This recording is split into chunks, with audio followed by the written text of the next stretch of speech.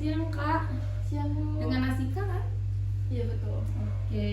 Ini emang biasa dipanggil Asika aja atau ada nama lain? Iya, Asika aja Bu. Oke. Tadi gimana perjalanan kesininya, lancar? Lumayan lancar Bu, karena tadi saya lewat jalan alternatif, jadi alhamdulillah nggak macet. Emang tinggalnya di mana? Saya kebetulan tinggal di kota Depok. Ini tadi jalannya dari rumah nih, dari Iya. Depok ke sini. Oh, sekitar 30 menitan lah ya. Iya betul. Di depan emang lagi panas banget, makanya saya ini bawain minum biar Asika juga lebih segar. Boleh diminum dulu Oh, iya, Bu, biar terima lebih kasih. tenang soalnya. Ya, Izin saya minum ya Bu? iya.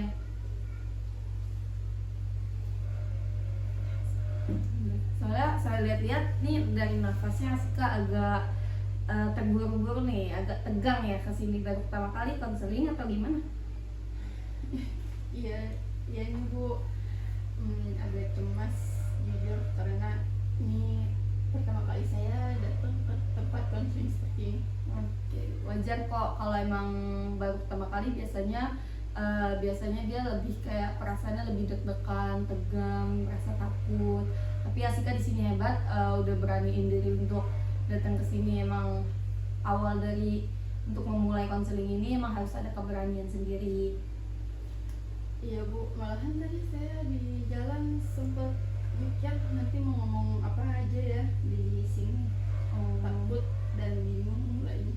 Oke, nggak apa-apa. Di sini tuh santai aja, kita ngalir aja, nggak ada yang harus diburu-buruin dan nggak dituntut harus runtut ya di sini. Baik Bu, saya coba buat lebih tenang di sini. Oke, ngomong-ngomong nih, Asika sekarang kegiatannya, kesibukannya lagi apa nih? Untuk sekarang kesibukan saya paling lagi cari-cari lowongan aja sih Bu, sama bantu-bantu orang tua saya di rumah. Oke, berarti lagi proses job hunting ya? Itu kalau boleh tahu udah berapa lama sejak lulus? Ada sekitar 7 bulanan setelah saya wisuda akhir tahun lalu. Oke, berarti ini masa-masa aktif transisi ya? Setelah lulus ini lagi masa-masa aktif transisi. Iya betul. Oke, nah Asika sebelum kita cerita lebih jauh nih, aku mau ngejelasin dulu nih sedikit tentang ruangan ini ya ke kamu biar kamu juga merasa lebih nyaman. Iya Bu, silakan. Nah di sini itu Asika itu bebas dan punya hak buat ceritain apapun yang mengganjal di hati dan di pikiran Asika. Aku di sini nggak akan mendikte, menceramahi atau ngasih resep harus gini, harus gitu, nggak akan ya. Aku lebih sebagai teman yang nemenin Asika untuk memahami diri Asika sendiri. Oh iya Bu, berarti semua keputusan atau apa yang harus saya lakuin nanti murni dari diri saya sendiri ya Bu? Oke, iya betul. Nah, karena Asika yang paling tahu tentang hidup Asika, gimana Asika nanti semuanya Asika yang bakal nentuin pilihan Asika. Saya cuma ngebantu aja ya. Dan jangan khawatir, semua yang kita obrolin di sini sifatnya rahasia, nggak akan keluar dari ruangan ini. Hanya kita berdua aja yang tahu. Saya akan menjaga privasi itu. Kalau ada hal yang sekiranya Asika belum siap untuk ceritain, nggak usah dipaksa. Dan kita akan jalan senyamannya Asika aja ya. Iya Bu, lega rasanya dengar hal seperti itu. Soalnya saya sempat takut kalau cerita saya nanti bakal dinilai aneh atau disebar luaskan.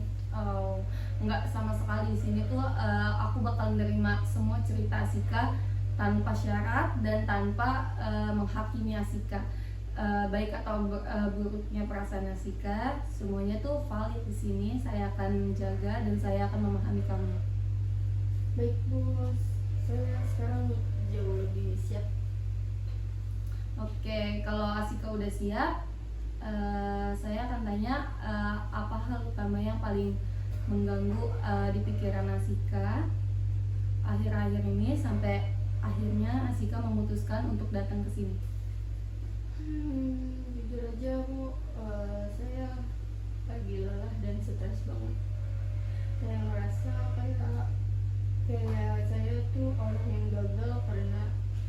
sekarang belum dapat pekerjaan sama sekali. Ngerasa gagal ya? Iya Bu, tiap hari kerjaan saya cuma buka portal lowongan kerja, kirim CV, tapi hasilnya tuh sama sekali nggak ada buat saya. Kebanyakan malah nggak ada kabar atau mentok di tahapan awal interview. Berarti Lama-lama mental saya jadi belum. rasanya pasti ngelelahin banget ya. Usaha terus-terusan tapi belum dapat umpan balik, belum dapat feedback. Terus juga belum ada yang sesuai dengan yang Asika harapkan ya. Betul banget Ibu, capek banget secara mental. Belum lagi kalau saya buka media sosial, isinya teman-teman saya, sahabatan saya yang post foto pakai ID card kantor baru, cerita tentang kerjaan mereka, atau minimal keterima magang di perusahaan-perusahaan yang cukup baik. Oke, berarti bukan cuma, jadi di satu sisi itu Asika berjuang keras menghadapi penolakan kerja, dan di sisi lain Asika tuh ngelihat pencapaian teman-teman di media sosial bikin situasi ini menurut Asika itu terasa makin menekan dan berat ya untuk Asika. Iya Ibu, saya jadi minder banget sama teman-teman saya. Rasanya jarak saya sama teman-teman itu jauh banget. Mereka udah langkah jauh, sedangkan saya masih stuck di satu tempat, yaitu kamar saya. Oke, berarti ada perasaan tertinggal dan kesepian ya pas melihat orang lain seolah-olah jalannya mulus banget, sedangkan Asika itu ngerasa di jalan di tempat aja gitu ya.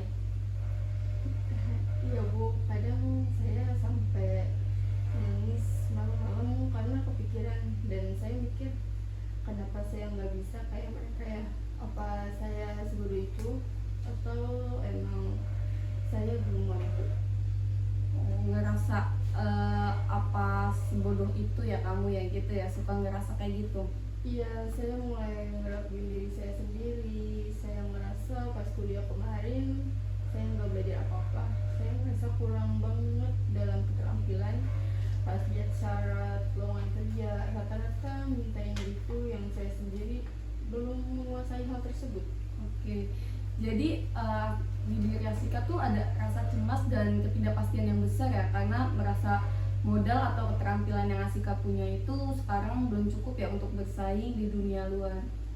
Tepat, betul banget Ibu. Saya benar-benar merasa minder karena pas kuliah saya tipe yang biasa-biasa aja, gak ikut organisasi, gak punya sertifikat keahlian khusus. Sekarang pas lulus saya kayak baru sadar kalau saya ini kosong banget selama perjalanan kuliah kemarin.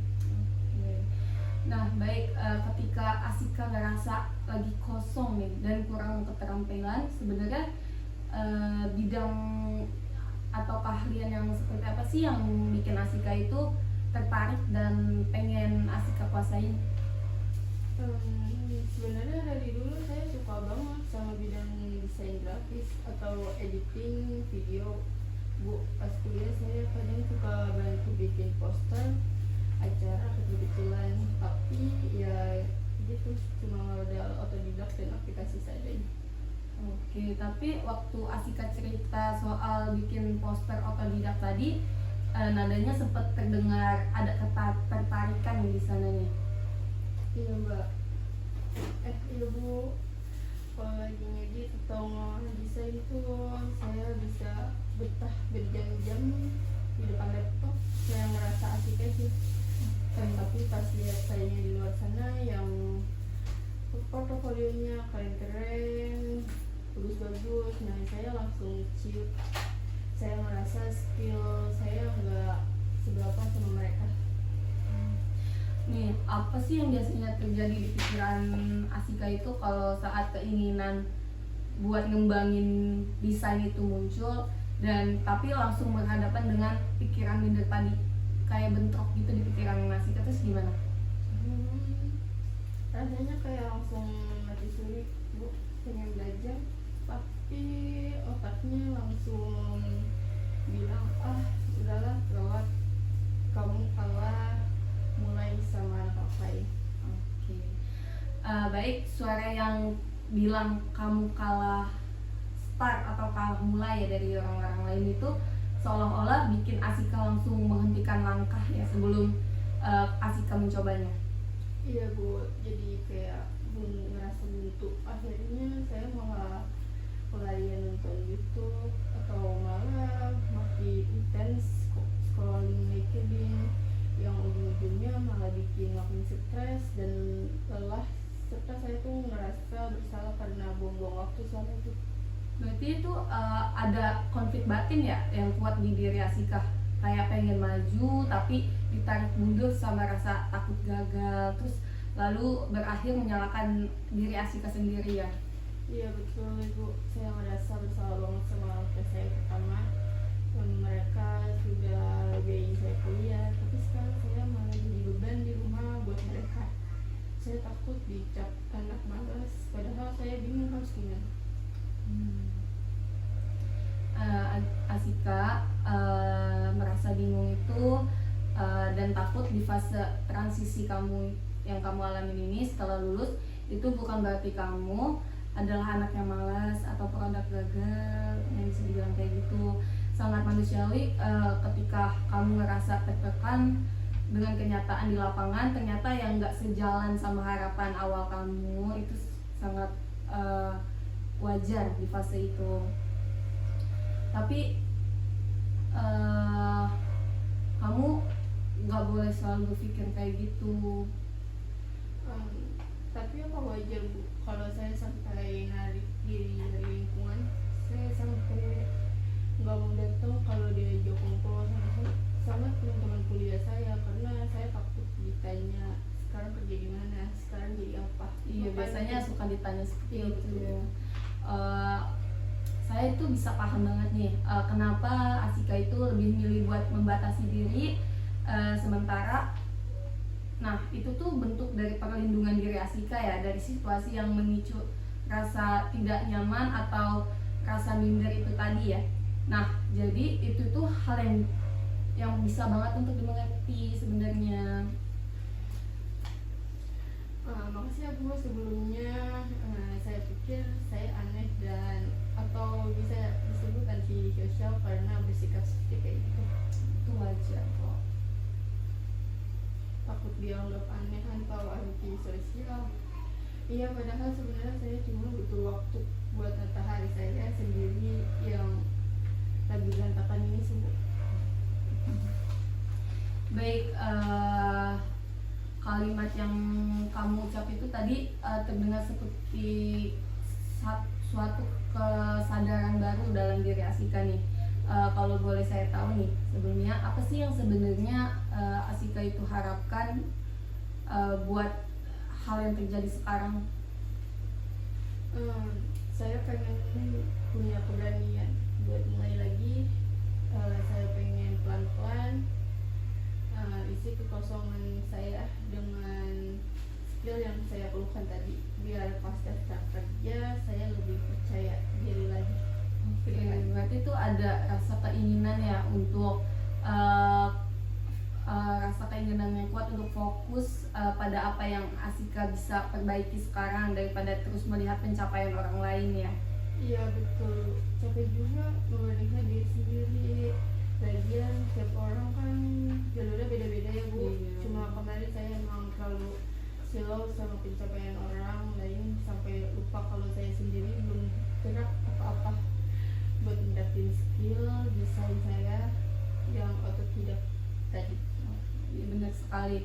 Nah kalau misalnya kita coba fokus untuk ke minat desain grafis yang Asika sebut tadi, kira-kira ada gak sih celah kecil atau peluang yang bisa Asika ambil buat mulai asah skill itu sekarang? Di internet sebenarnya banyak banget sih Bu, tutorial gratis atau kelas bootcamp dasar yang gratisan di YouTube atau Coursera. Saya juga sebetulnya punya grup komunitas desain di Telegram. Tapi selama ini cuma saya mood aja karena minder. Oh, jadi tuh jalurnya itu sebenarnya udah ada di sekitar Asika ya. Banyak ya jalurnya sebenarnya. Ya juga sih, medianya ada, cuma sayangnya aja kemarin yang terlalu fokus sama rasa takut ngerasain sebelum coba belajar lebih serius. Di tengah rasa stres Asika nih dan tekanan dari lingkungan luar yang begitu hebat gitu selama 7 bulan ini, apa sih yang sebenarnya bikin Asika tetap bisa bertahan dan mau datang ke ruang konseling ini hari ini? Karena saya masih sayang sama masa depan saya, Bu. Saya nggak mau menyerah gitu aja. Saya tahu saya punya potensi di desain, cuma kemarin mental saya aja yang lagi rapuh karena belum dapat kerjaan. Jadi dorongan untuk maju dan kepedulian terhadap masa depan diri sendiri itu sebenarnya masih membara di dalam diri Asika itu ya. Dan sekarang nih setelah Asika bisa melihat titik terang tentang apa yang harus Asika lakukan terkait keterampilan itu, gimana sih perasaan Asika sekarang? Saya lebih merasa plong dan energinya ada lagi, Ibu. Rasa buntu yang tadi saya bawa pas pertama masuk ke ruangan ini rasanya pertahan mulai berkurang. Nah, aku tuh bisa ngerasain itu semua dari diri Asika. Tatapan mata dan pembawaan Asika yang sekarang ini kelihatan jauh lebih hidup gitu dan optimis dibanding pas awal masuk yang tadi kelihatannya sangat tegang gitu ya. Iya, Bu. Iya, Ibu. Ternyata kuncinya ada di bagian saya harus mulai fokus sama diri sendiri dulu, bukan sibuk nontonin panggung orang lain di media sosial. Betul, istilahnya kayak nontonin panggung orang lain lah ya. Berarti kayak untuk langkah konkret terdekat nih setelah sesi ini, selesai sesi ini, apa sih hal utama yang Asika pengen lakuin? Pertama, saya mau unload grup komunitas desain di Telegram tadi dan coba ikutin diskusi mereka. Kedua, saya mau batasi screen time buat buka LinkedIn atau Instagram paling enggak seminggu ini, biar muncul biar mental saya nggak gampang kegoyang. Sebagai gantinya waktunya saya pakai buat belajar satu tutorial desain per hari di YouTube. Oke, rencana yang tadi Asika buat nih sangat terukur dan rapih ya menurut saya. Dan gimana sih rasanya pas Asika itu menyusun target-target tersebut dari yang kecil itu buat diri sendiri? Kerasa lebih realistis sih, Bu. Nggak langsung muluk-muluk harus dapat kerjaan besok pagi, tapi seenggaknya hari ini saya selangkah lebih maju daripada hari kemarin. Oke, baik Asika, berhubung waktu sesi kita ini udah hampir habis ya, boleh ya aku rangkum sedikit dari inti obrolan kita hari ini. Silakan. Bentar. Di awal tadi itu Asika menceritakan tentang rasa stres, tertekan, dan minder yang mendalam karena Asika belum mendapatkan pekerjaan setelah 7 tahun 7 bulan lulus ya. Ditambah lagi ada rasa insecure yang kuat tiap kali melihat pencapaian teman-teman di media sosial, hingga sempat ngebikin Asika itu menarik diri dari lingkungan dan merasa kosong akan keterampilannya ya. Iya, betul banget sih, Bu. Namun dirangkum begini saya jadi makin sadar kalau di balik semua rasa cemas itu ternyata tuh Asika tuh masih punya kepedulian yang besar pada masa depan diri Asika sendiri. Nah, Asika itu menyadari punya minat di bidang desain grafis dan hari ini Asika berhasil menemukan langkah konkretnya sendiri dengan mengontrol konsumsi media sosial, terus mulai aktif lagi di komunitas dan berkomunikasi berkomitmen belajar tutorial dasar desain demi mengisi keterampilan tersebut secara bertahap ya. Iya betul Bu. Dan semua pemaham Iya betul Bu. Bingung terus. Lu ngapain Bu? Iya betul Ibu. Pas dirangkum begini saya jadi makin sadar peta jalannya sebenarnya sudah mulai kelihatan di kepala saya. Oke, dan semua pemahaman hebat yang ngasih kekuatan itu sebenarnya murni dari hasil berproses berpikirnya si Asika sendiri. Terus aku cuman ngebantu Asika untuk memulainya aja sebenarnya. Terima kasih banyak ya Bu. Sudah mau mendengarkan tanpa menghentikan saya sama sekali. Saya merasa dihargai banget di sini. Sama-sama Asika. Nah, sebelum kita benar-benar mengakhiri sesi pertama ini, apakah masih ada hal lain yang mengganjal yang ingin Asika sampaikan kepada saya? Apakah ada yang mengganjal di pikiran Asika masih? Untuk sekarang saya rasa sudah cukup jelas dan legakan Ibu. Saya mau coba jalanin dulu rencana kecil yang saya buat tadi. Baik, nanti kalau misalnya Asika merasa butuh ruang lagi untuk mengevaluasi perkembangan atau sekedar cerita kelanjutannya, pintu ruangan ini saya akan terbuka untuk Anda, untuk Asika, dan untuk selanjutnya. Gimana nih rasa tegang dan pengen balik kanan pas di jalan tadi? Sekarang masih ada atau enggak? Udah hilang total sih Bu. Ternyata konseling gak senakutin yang saya bayangkan, malah bikin pikiran saya kusut jadi rapi lagi. Oke. Alhamdulillah kalau gitu. Sebelumnya nih kamu nanti di jalan hati-hati pulangnya, tetap berproses dengan rencana yang tadi itu, berproses dengan baik. Dan juga saya mau ngasih semangat untuk Asika karena Asika udah hebat untuk datang ke sini, udah berani untuk datang ke sini. Semoga semuanya dapat berjalan lancar dan Asika bisa segera mendapatkan pekerjaan yang Asika inginkan. Amin. Baik Ibu, terima kasih banyak ya Bu. Permisi, selamat siang Bu.